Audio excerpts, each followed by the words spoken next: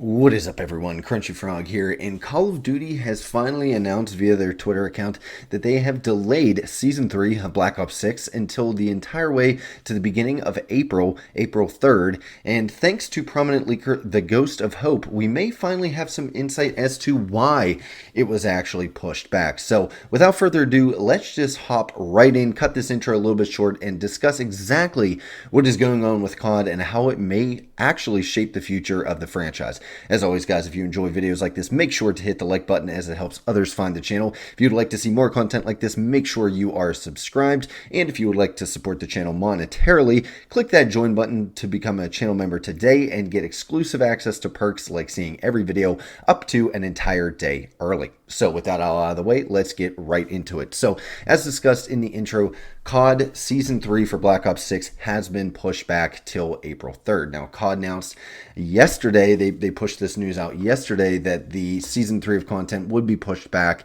which is about 1 month from today, actually a little less than a month as of the recording of this video. And originally, I think the season was slated to begin in like a week or two from now. I don't remember the exact date, and they didn't really publish when Season 2 was originally supposed to end, but they did announce that it has been pushed back several weeks to April 3rd.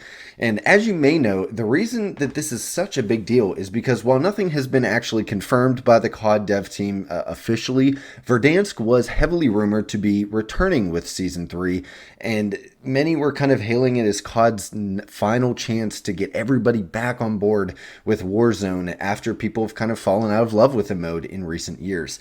So, the question becomes, are they taking longer with the Season 3 update to make sure their ace card here is played correctly?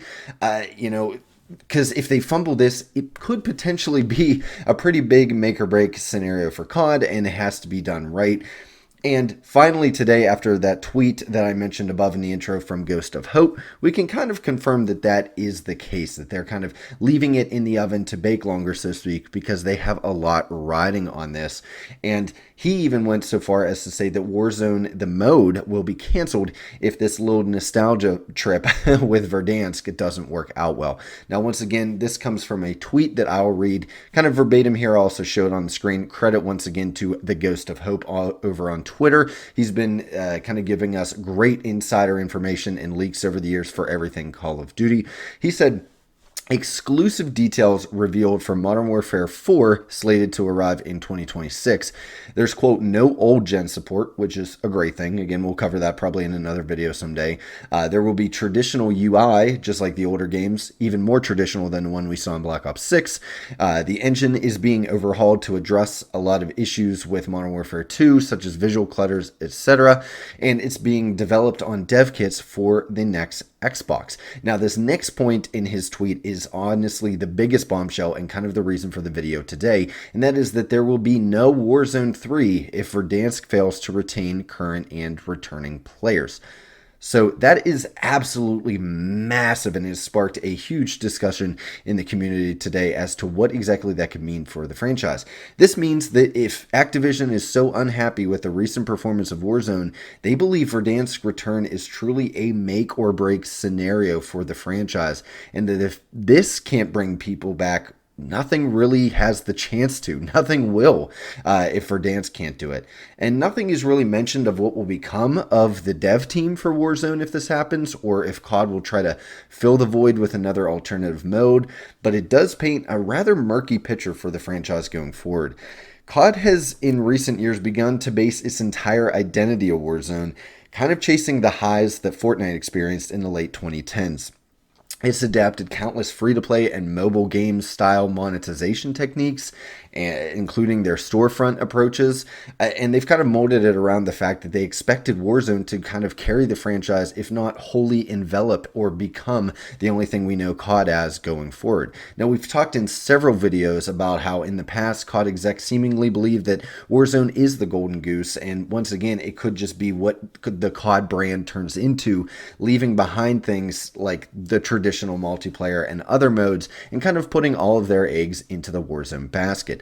However, recent iterations of the mode have kind of soured the player base on Warzone, and now all of that initial excitement and the lockdowns that created kind of a perfect storm for Warzone have died down, and COD just seems to be kind of second guessing its approach to an all in on Warzone type strategy. Now, this all begs the question, what changes could we see to COD if Warzone is eliminated and that kind of free to play aspect of the game kind of vanishes with it?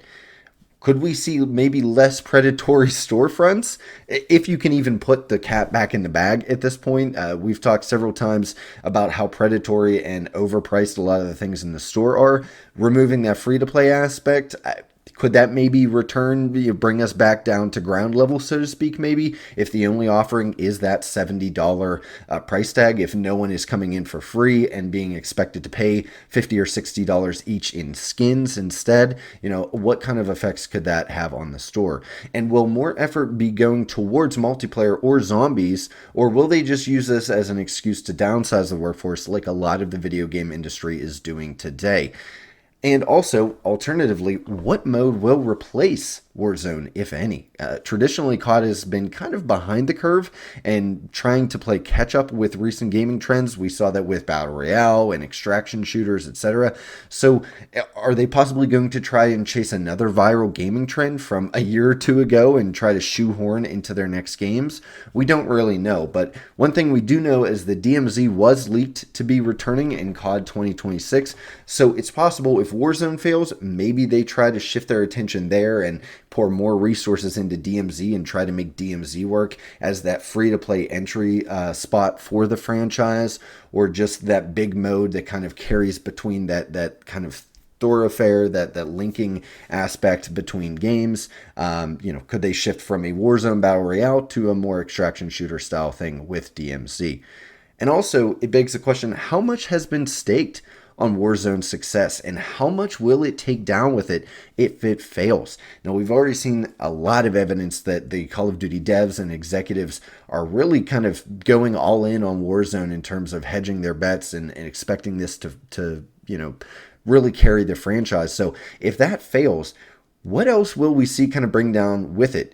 Traditionally in different industries and in giant companies like this go all in on an initiative, whether it be stuff like Bitcoin or NFTs or different trends like that in the past. If they fail, you tend to see entire companies fold or franchise fold, or at least a lot of stuff is kind of axed once they realize how much profits they've lost, how much money they've sunk into something that isn't paying them back. So it'll be interesting to see what kind of becomes of COD, depending on just how far behind the scenes they've really banked on Warzone succeeding, and if it fails, what that could mean for the franchise. And the next kind of question is, will this push Black Ops 6 even further down into its own grave? Now, me personally, I have not really had the urge to play COD. It's difficult for me to even want to pick up. As you know, I've talked about, I've come giving up on the camo grind this year. I did it last year. Fatigue set in just about as I started hitting the marksman rifle category, so I've just kind of abandoned that. And honestly, it was difficult getting just the gameplay for this video. This is shaping up to be a slightly, shorter video than some of my other discussions, and it was very difficult to even play the game long enough to get enough gameplay for this video and next week's video. So it's just one of those things I personally am not wanting to play, and I think a lot of people are kind of feeling that way as well. And I think a lot of people are banking on Verdansk kind of giving them a reason to come back to COD. Verdansk being that reason they do pick up the game finally. And while Black Ops 6 has been called dying or dead for a few months now, there's always been that little light at the end of the tunnel that was Verdansk. That little ray of hope that people were hanging on to hopefully not only revive this game, but also revive Warzone and the Warzone community and the COD franchise as a whole. Kind of all of that doom and gloom that we went through in some of my previous videos that the entire community is feeling about COD and feeling like COD is dying, that'll only be increased tenfold if even their golden goose, this Verdansk reveal and everything, kind of goes under or doesn't go over as well as they want it to. Not to mention that, like we discussed earlier, this could possibly mean the cancellation of Warzone, something that a lot of people hold very, very close to their heart. And it really makes one wonder what that could mean for the gaming and streaming industry as a whole. We saw a lot of people get their entire career started because of Warzone, right? A lot of streamers, a lot of content creators, TikTokers, YouTubers, all of that stuff was kind of born from that initial boom, that kind of gold rush, so to speak, of the initial Warzone during the initial lockdowns in 2020. And so if that mode goes away and their kind of prime focus of their channels go away, a lot of these people are going to have to adapt. And I think a lot of the industry, if you want to call it that, around streaming and playing Warzone could crumble overnight. And that, who knows how that could affect the content creation space. It really could have a lasting effect for sure. So now you might be wondering, okay, well, this sounds really bad if Verdansk fails. We don't want it to fail. We really love Warzone. As you know, I don't really cover it on my channel, but I know a lot of you that are watching this do follow Warzone and play it religiously. So I'm sure none of you want it to fail. So what exactly does Verdansk have to do to succeed? I partially believe that nothing they do can really recapture that essence of the original launch of Warzone. It just happened to come at the perfect time and place, and it was new and fresh and exciting to everyone that played it. A lot of that original casual audience has died off or gone on to do other things, including having lives again now that they're not locked inside of their homes 24/7.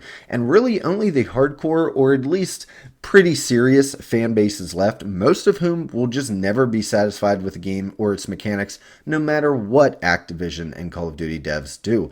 This game is kind of caught in between a rock and a hard place in that sense. If they don't innovate and they start to become stale, but keep that same package that everyone used to love, they get ridiculed for never evolving.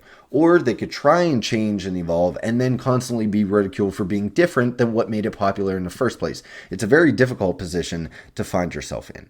I also believe that any success Verdansk has will be short-lived. I don't think that this has the carrying power to, suddenly ignite another 3-year boom for this mode and for the franchise. The name and the nostalgia might be enough to bring back a few million players or a couple 100,000 players for maybe a weekend or two. But once they realize that they can't truly relive the glory days of the early Warzone period during quarantine, they'll just kind of drop the game again and uninstall, or just start playing those other games that are coming out again.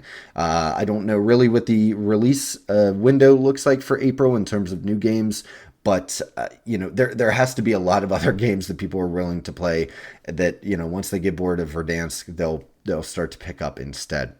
And after a month or so, everyone who does stay will either, once again, like we talked about a few bullet points above, they'll either lament the changes that have been made to the mode and say, oh, this isn't the Verdansk that I remember, or they'll just complain about the lack of innovation, and they'll realize maybe some of the areas that Verdansk and the original Warzone didn't do so well in, that now, once your rose-tinted glasses wear off, you realize weren't so great, and they'll start complaining about that. Now, everyone knows what they were doing now as well, right? We've talked about this before, kind of the skill ceiling and everything. The fun and kind of experimentation of Warzone is a thing of the past. It's now kind of one of the sweatiest of the sweaty games, and even the quote-unquote bad players are leagues better at the game than they were, and better at battle royales in general as a whole than whenever the mode first started back in 2020. And for me personally, that takes a lot of the fun out. I think when a game is perfected by its player base too much and is kind of broken down into a science, like Call of Duty and especially Warzone has been, so much of the exploration and learning and experimentation that made the game fun in the first place are lost. It becomes just way too competitive and meta heavy, and the margin for error or experimentation or goofing around is just plain lost. And once again, this is the reason, for me at least, me personally, a subjective thing here, is the biggest reason why I know it won't draw me in for long. Because every time I get that little scratch in the back of my brain of, I kind of want to try Warzone again, I get into one match and I'm instantly slapped by the realization that you can't play and enjoy Warzone like you were able to back in 2020. People have just broken it down into a science. Even the kids that are relatively bad at Warzone are still better than some of the best players were that first month or 2 or 3 that the game came out. So you can't really recapture a lot of those moments. You can't play the same way. You can't have that same amount of fun. It's a little too serious nowadays, to put it lightly. And plus, the fact of the matter is, it just may be time for COD to move on from Warzone, but we'll discuss that fully in a future video. But for now, I believe that the game has to stay true to its roots while offering just enough new things to maybe spice it up and incentivize players to return to a more improved or refined version of Modern Warfare 2019's first iteration of Verdansk. I think that the map has to be identical to launch Verdansk. Maybe you could squeeze in an extra POI here and there, especially if it's a callback to a fan favorite map. But people are by and large going to want to feel like they are playing in 2020 again. On the original map, they don't just want a map that comes out that is just Verdansk in name only. They are going to want this to be a complete time capsule, almost a way to time travel back to a simpler time, if you want to call it that, whenever they first discovered Warzone. And to do so, once again, you have to make the map nearly identical. You can do graphical updates and all that type of stuff. That's fine, but you can't go mixing it up or trying to modernize it and everything like that. They're going to be looking for those original POIs, that original geography, and it's not going to feel the same if you don't give that to them. Also, the gigantic elephant in the room, anti-cheat has to be addressed. Otherwise, no one is sticking around, no matter how good you make the map and how many cool, nice little changes and upgrades you give to Warzone with the release of Verdansk 2.0. No one's going to play. One of the biggest issues in the game, and we addressed this in one of my previous videos on why COD seems to be dying, is just the amount of cheaters, especially in Warzone. And, the community has been kind of grabbing their torches and pitchforks against Activision for this in the last couple of months. So if they don't do anything to that, if they don't clamp down on the cheating problem, you could have the best retelling of Verdansk that you could ever possibly imagine, and people are going to rage quit and stop playing after a week after they get killed by 5 hackers in back-to-back matches. They're just not going to play.